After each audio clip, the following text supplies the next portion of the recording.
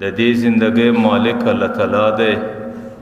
الله تعالی د یو حکمت او مصلحت په خاطر یو څو ورځې انسان ته دا زندگی ورکوي چې کله د الله تعالی هغه حکمت او مصلحت ختم سی او سر ته ورسیږي د انسان سره زندگی اخستل کیږي، انسان د تور خاورو په طرف ورخصتیږي.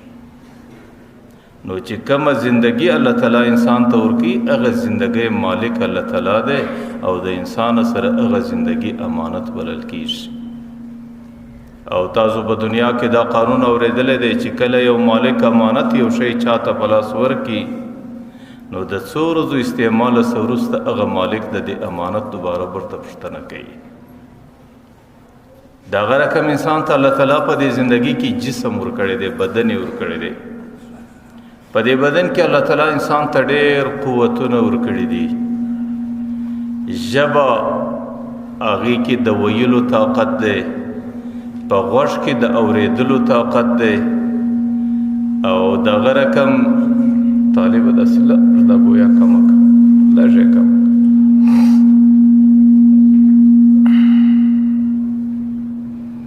په ژبه کې د ویلو طاقت دی، په غوږ کې د اورېدلو طاقت دی او په سترګو کې د لیدلو طاقت دی.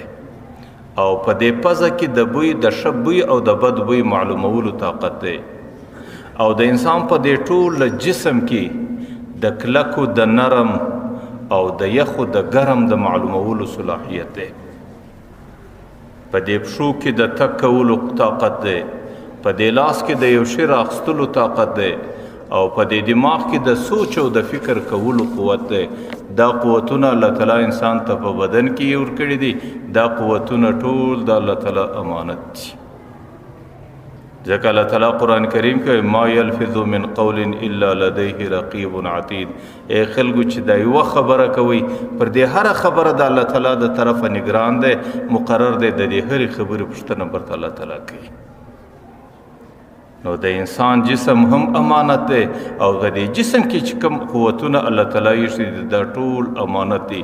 د یو مخصوص وخت لپاره الله تعالی امانتن موږ تاسو ته راکړي دي او الله تعالی د دې د استعمال اجازه راکړې ده.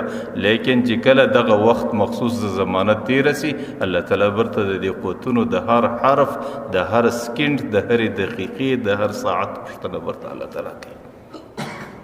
تاسو ګورئ زموږ زندگی کې یو سړی ځان قتل کی چې بعضې خلک هغې ته ځان وژنه وایي، بعضې هغې ته خودکشي وایي. زموږ شریعت انسان ته د دې اجازه نه ورکوي. په خودکشي کې څه کېږي؟ انسان خپله زندگی ختموي. په خودکشي کې انسان د جسم قوتونه ټول تباه کوي. ولې شریعت اجازه نه ورکوي؟ ځکه د دې زندګۍ مالک دی نه دی، ځکه د دې جسم مالک دی نه دی. د دې جسم کې چې کوم قوتونه پراته دي د دې مالک دی نه دی. او چې کله د مالک نه دی، د دې مالک الله تعالی دی. په دې کې چې دی تصرف کوي او دا بې ځایه استعمالوي او دا بې ځایه خرافوي، دا سړی خیانتکار دی او خیانتګار مجرم وي او دا سړی مجرم دی او د قیامت په میدان کې د دې مجرم څخه پوښتنه کیږي.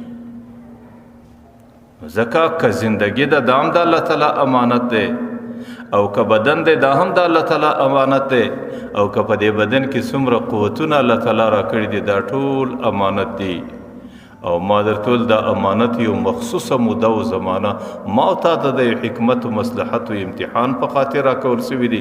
او چې کله دغه امتحان او مصلحت او زمانه ختمه سوه ما او تا به زو د امانتونه راخیستل کیږي چې د قیامت میدان ته راورسېدو دا امانتونه ټول راته پیښیږي او الله تعالی د دې امانت د هرې دقیقې پوښتنه راسه کوي. ځکه الله تعالی قرآن کریم کې وایي ان السمع والبصر والفؤاد، که غوږونه دي، که سترګې دي، که دا زړه دی، کل اولئک کان عنه مسؤولا. د دې هر یو متعلق د الله تعالی په حضور کې سوال کیږي، پوښتنه کیږي او د دې د هر حرکت متعلق الله تعالی د انسان څخه پوښتنه او سوال کوي.